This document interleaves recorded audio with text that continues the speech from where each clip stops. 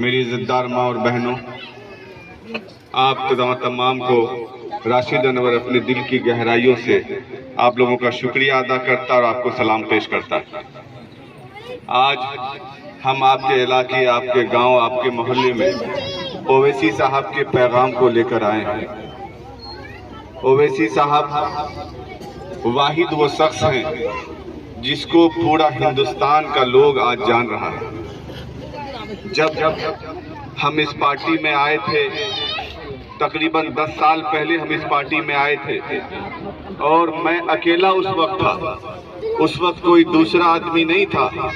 इस जिला से मैं अकेले गया और इस पार्टी को ज्वाइन किया।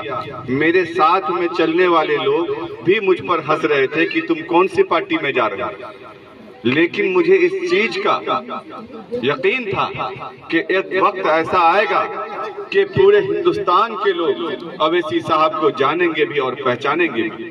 बेशक आज ये वक्त आ चुका है कि गरीब क्या, अमीर क्या, पढ़ा लिखा क्या, जाहिल क्या, सबको ओवैसी साहब के बारे में जानकारी है।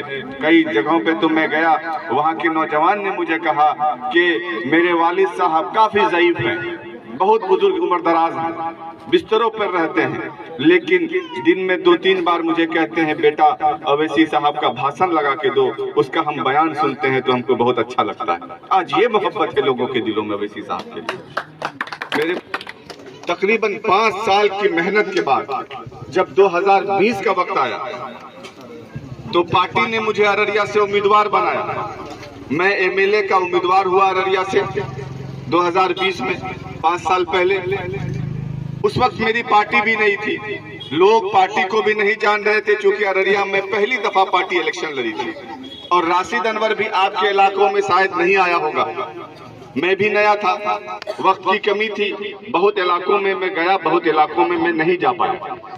उसके बावजूद भी अल्हम्दुलिल्लाह 14 उम्मीदवारों में से मैं तीसरे नंबर पर रहा। आपकी दुआएं, आपका वोट, आपका साथ ने मुझे यहाँ तक पहुँचाया। मुझे बड़ा फख्र होता है कि मैं पहली बार चुनाव लड़ा, मेरी पार्टी पहली बार लड़ी, 14 उम्मीदवारों में से मैं तीसरे नंबर पर रहा।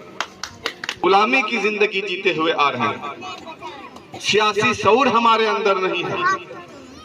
हम सियासत की बात से परहेज करते हैं, सियासत से दूर रहते हैं, सियासत में हमारी कोई दिलचस्पी नहीं है। जब वोट का वक्त आता है तो कुछ लोग कहते हैं फला को वोट दे दीजिएगा तो हम दे देते हैं, कुछ लोग कहते हैं वो रिश्तेदार है हमारा, उनको वोट दे दीजिएगा तो दे देते हैं।